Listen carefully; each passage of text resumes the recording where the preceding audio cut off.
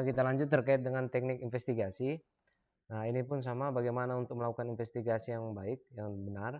Tentunya kita harus tahu, sebelumnya itu tahu apa sih tujuan daripada investigasi.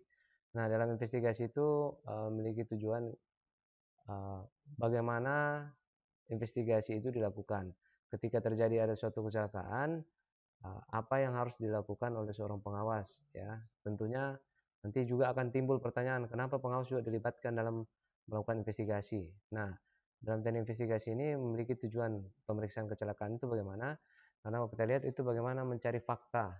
Nah, di dalam mencari fakta ini sebenarnya fakta-fakta itu ada proses untuk pengumpulan bukti. Di dalam pengumpulan bukti itu yang kita sebut dengan biasanya 5P, di mana itu kita mengumpulkan dari sisi people, di mana itu ada saksi langsung dan saksi tidak langsung.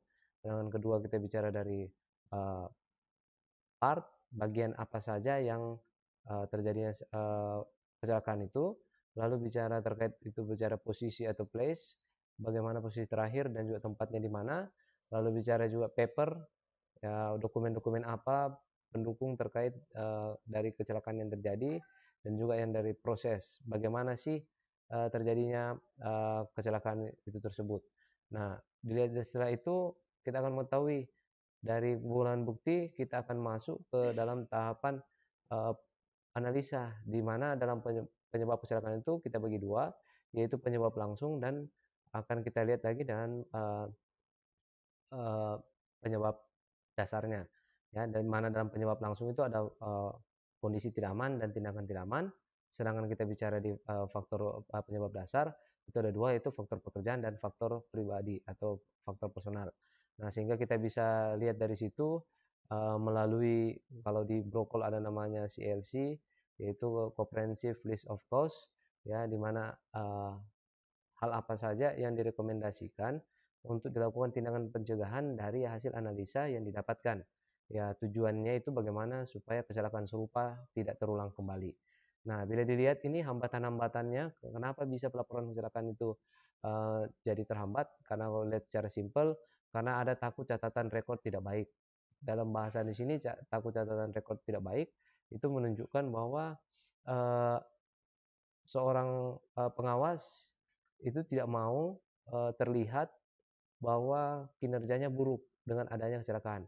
Padahal dengan umpama adanya kecelakaan itu sebenarnya proses di mana kita akan melakukan perbaikan daripada hal apa yang sudah terjadi.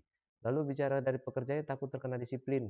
Nah, ini biasanya dari pengawas sering menekankan hal yang salah kepada pekerja. Bila terjadi kecelakaan itu eh, terdapat sanksi, atau bahasanya biasanya karena umpama ada kecelakaan, pada umumnya dilihat siapa yang melakukan atau ini siapa yang menyebabkan. Nah, sehingga terkesan di situ ada yang salah, padahal sebenarnya yang mau dilihat ini siapa yang bertanggung jawab. Nah, lalu takut reputasi jelek, ya, ini untuk termasuk dengan catatan rekornya. Jadi untuk bicara seorang pengawas dilihat itu baik dan dalam melakukan pengawasan masih terkonsep dengan pikiran bahwa dengan melakukan pekerjaan yang aman tanpa celaka itu menjadi reputasinya lebih baik. Padahal dengan adanya suatu kita ketahui dengan adanya suatu pekerjaan yang kita lakukan berisiko tinggi, tentunya untuk terjadinya kecelakaan itu masih ada. Sehingga dengan terjadinya kecelakaan semestinya pengawas itu membuka diri untuk bagaimana caranya dari kecelakaan yang ada bisa dilakukan pemeriksaan dan juga bisa membuat membuat pengawas itu bisa memberikan informasi terkait dengan kecelakaan apa yang terjadi. Dan juga menjadi masalah tidak ingin pekerjaan terganggu. Bahasa pekerjaan terganggu akhirnya ada kata ketika ada terjadi ketidaksesuaian harus pekerjaan di stop. Nah, disinilah jadi masalahnya, karena pengawas ataupun suatu perusahaan itu ingin terus berlanjut terkait dengan pekerjaannya, sehingga paling banyak diinformasikan bila ada terjadi kecelakaan malah pengawasnya itu menyuruh diam dengan tidak memberikan informasi. Nah, ini kendalanya karena dari pekerjaan itu pasti akan terganggu karena harus dilakukan namanya investigasi. Nah, untuk itu perlu diingat di sini bahwa pengawas pasti juga itu akan dilibatkan untuk melakukan pemeriksaan atau insiden. Karena kalau dilihat eksiden oleh supervisor atau dilakukan pemeriksaan oleh eksiden karena ini ada hubungan interest pribadi. Di sini pemahaman itu mau menyelamatkan anggotanya.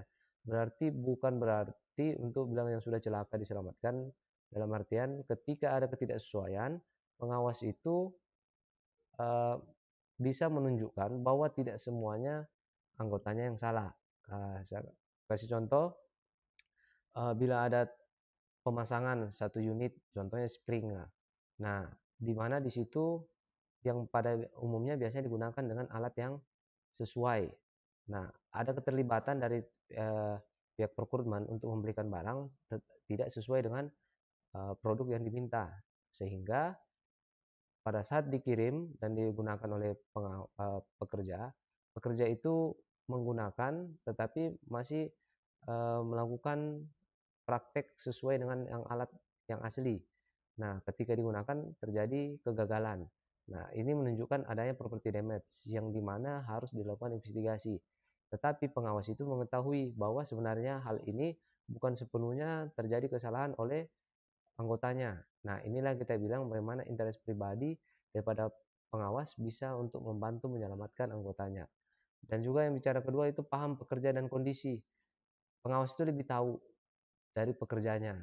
Tiap hari bersama, melakukan pekerjaan bersama, sehingga dia tahu ketika terjadi suatu ketidaksesuaian, paham kemana dia harus mencari informasi, karena dia lebih tahu pekerja yang terlibat itu pada siapa yang paling akrab atau teman lebih baiknya, dan juga kondisi area kerjanya dia juga lebih paham terkait dengan area kerjanya. Lalu paham bagaimana untuk dapat informasi, ya ini sama hubungannya terkait dengan paham pekerja. Jadi tabiat ataupun apa juga pengawas tahu, sehingga dia lebih mengerti ini informasi dikejarnya ke siapa dan dapat informasi yang lebih dalam. Lalu bicara harus mulai dan diambil tindakan perbaikan. Jadi kalau bicara pengawas di sini mengerti untuk bagaimana melakukan perbaikan di area kerjanya dan tindakan apa saja yang digunakan supaya bisa untuk menyelesaikan dari kasus ataupun dari ada ketidaksesuaian. Nah, ada keuntungannya juga pengawas itu, yaitu bukti perhatian. Nah, dengan adanya di sini interest pribadi dari kesatuan pengawas, ini menunjukkan kepada karyawan bahwa pengawasnya ini sangat memperhatikan mereka, bahwa tidak semuanya di anggotanya yang menjadi kesalahan, ya, sehingga uh, pekerja itu merasa mereka dilindungi oleh pengawasnya.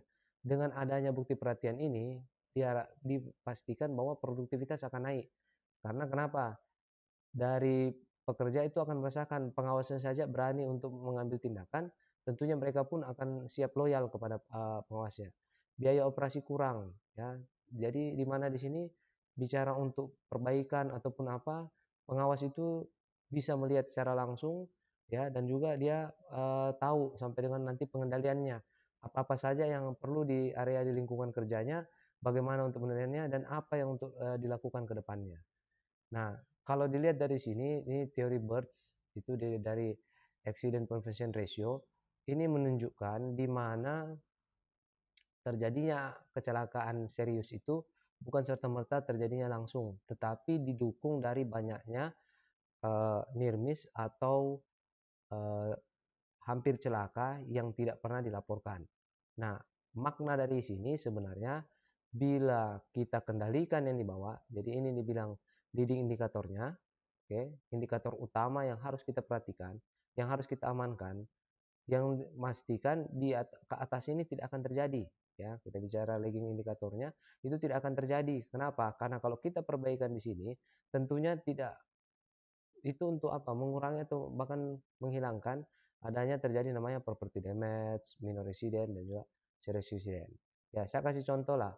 Eh, Mobil trailer yang akan memuat material, di mana di situ kita lihat adanya tindakan tidak aman, di mana untuk memuat material itu tidak memasang well chock atau ganjal ban.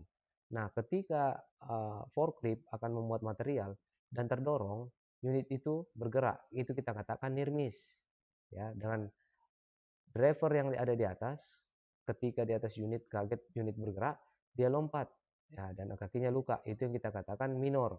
ya, kita katakan proportionalitas atau minor. Sedangkan ketika dia juga lompat dan kakinya patah, ya ini kita bicarakan ini terkait dengan serius ataupun eh, berat LTI, dan bisa juga terjadi ketika dia lompat ban bagian belakang trailer menginjak dia, itu kita bisa katakan fatality. Nah, berarti prinsipnya dari accident prevention ratio ini bisa menunjukkan bahwa di begitu banyaknya kondisi tidak aman, tindakan tidak aman, hazard atau bahaya, dan juga hampir celaka yang tidak dilaporkan bisa menyebabkan kecelakaan serius itu akan terjadi.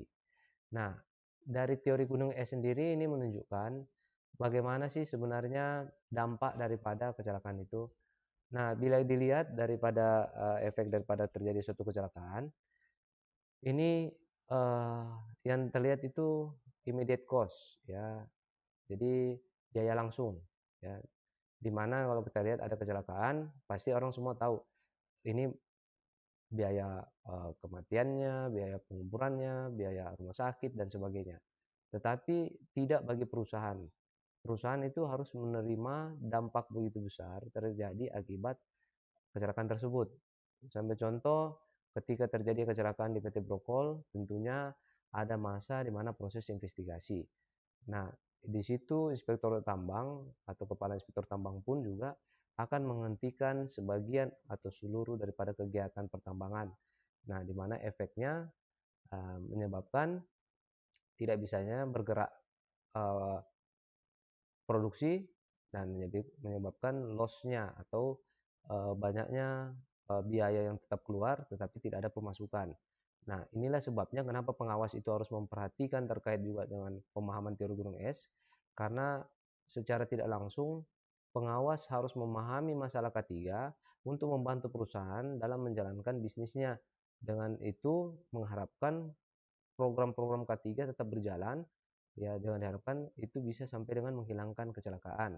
Nah, kalau bisa diperhatikan bagaimana dari besarnya dampak yang dibawa dari di permukaan laut itu menunjukkan adanya eh, bongkahan besar es yang menunjukkan ini yang harus ditanggung oleh perusahaan. Ya, saya kasih contoh, umpama pun terjadi kecelakaan, itu bukan berarti gaji atau karyawan itu berhenti, itu tetap perusahaan harus membayarkan.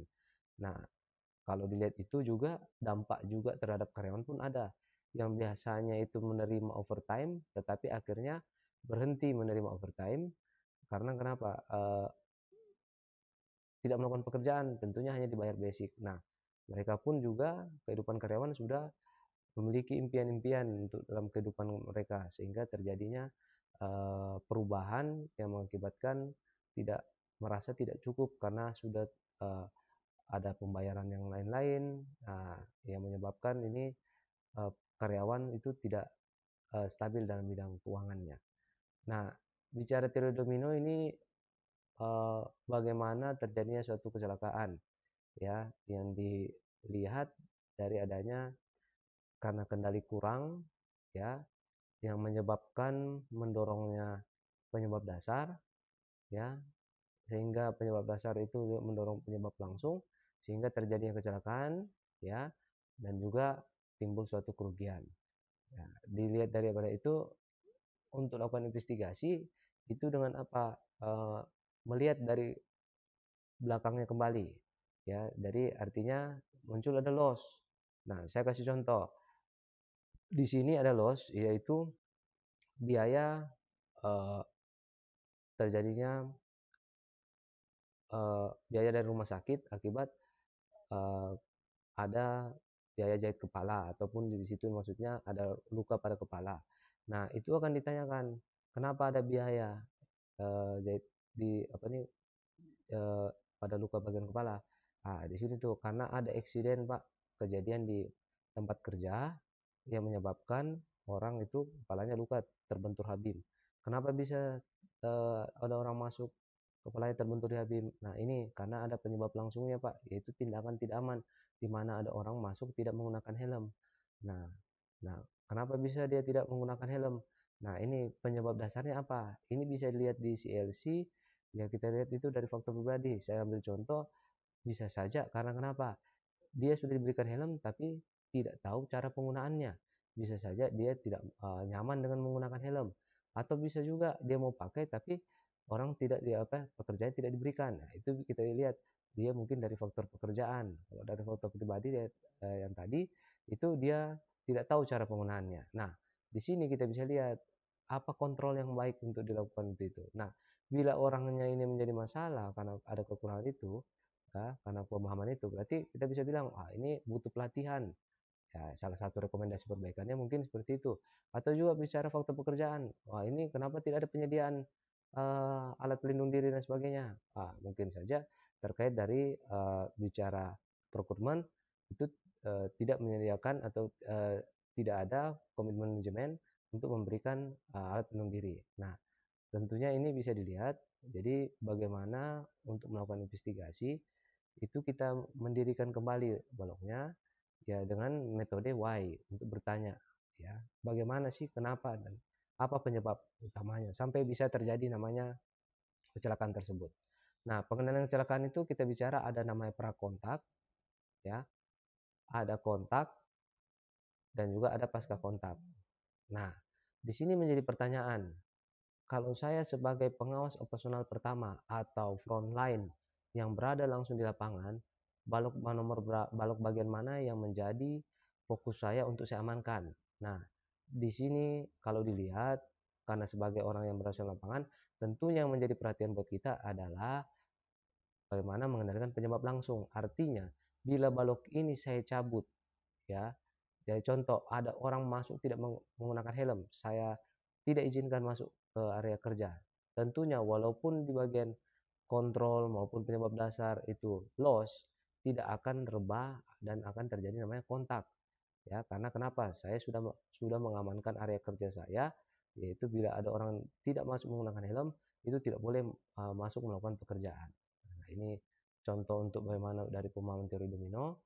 Nah, di sini kita lihat ini namanya proses investigasi ya. Jadi kalau ada pertanyaan sebutkan bagaimana tahapan investigasi. Sebenarnya sederhana, yaitu kita mulai dari tahapan persiapan, lalu tahapan pelaksanaan, analisa, dan juga sampai dengan pelaporan dan tindak lanjut.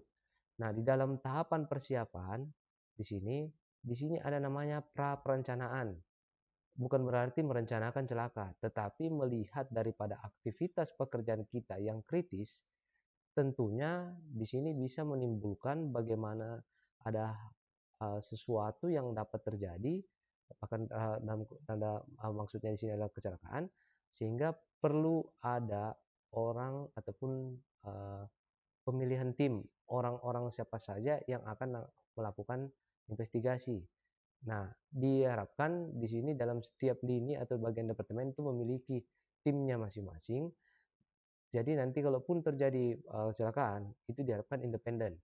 Ya, saya kasih contoh, umpama yang eksiden bidang logistik, nah diharapkan yang melakukan lead investigasi itu dari pihak uh, Manning, contohnya, supaya apa? Independen, tidak ada uh, penutupan masalah ataupun kasus karena dari pihak luar, sedangkan nanti untuk anggotanya bisa dari bagian dalam.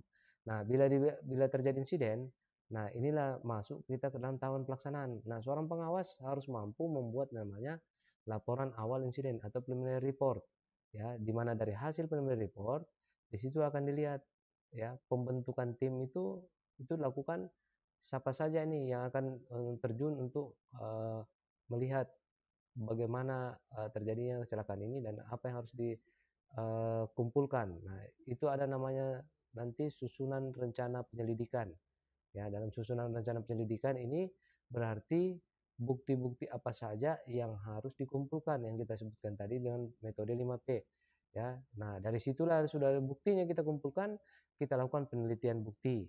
Ya, mulai dari kita bicara wawancara saksi, pemberitahuan kecelakaan, pengamanan bukti, ikuti mengelola data dan informasi. Nah, setelah itu kita masuk ke dalam tahap analisa. Di sini ada namanya analisa dan interpretasi. Analisa dan interpretasi itu berarti bagaimana penilaian, dan interpretasi itu berarti kita mengungkapkan suatu data baik itu ke lapangan, tapi sekalipun yang mungkin kita tidak lihat. Nah, di sini saya contoh, ada kejadian tabrakan di Jalan Tambang, di mana dari ada mobil unit breakdown, tapi ada bagian unit lain yang melintasi itu menabrak bagian belakang daripada HD tersebut. Nah, ketika itu pun saksinya mati, ini kita tidak akan tahu siapa yang menjadi saksinya atau saksi langsung, dan saksi tidak langsungnya masih bisa kita ambil dari luar, tapi bicara saksi langsungnya. Nah, disinilah kemampuan tim investigasi untuk mampu menganalisa melalui interpretasi dengan melihatkan berdasarkan pengalaman daripada kejadian yang serupa. Nah, yang dilakukan selanjutnya yaitu bagaimana kita lakukan identifikasi penyebab langsung. Apa sih yang menyebabkan dari ini? Apakah kondisi tidak aman atau tindakan tidak aman? Dan dari itulah kita menggunakan CLC yang ada, sehingga kita bisa lihat listnya dari bagian dalam. Kita akan terus turun ke dalam identifikasi penyebab dasarnya. Penyebab dasarnya ini kita bisa lihat dari faktor pekerjaan dan faktor personalnya, yang dimana dilanjutkan dalam analisa terhadap penyebab dasarnya. Nah, dalam penyebab dasar ini bicara penyusunan saran perbaikan. Disinilah masuk untuk proses pelaporan dan tindak lanjut. Nah, penyusunan saran perbaikan ini disusun secara tim, ya. Lalu kita masukkan ke dalam penyusunan laporan, ya. Penyusunan laporan ini yang sudah disimpulkan, yang sudah mulai dibakukan. Untuk apa? Kita serahkan kepada pihak yang berwenang, atau dalam sini hal bisa juga kepala teknik tambang, untuk mengkomunikasikan temuan yang ada. Dalam artian temuan yang ada bisa membagi kepada setiap section departemen masing-masing yang terlibat untuk melakukan perbaikan. Nah, dari situlah akan terus dilanjutkan melakukan perbaikan sampai dengan sudah close, baru bisa kita bicarakan pekerjaan itu dapat dilanjutkan kembali. Ya, oke, itu kira-kira terkait dengan bicara investigasi.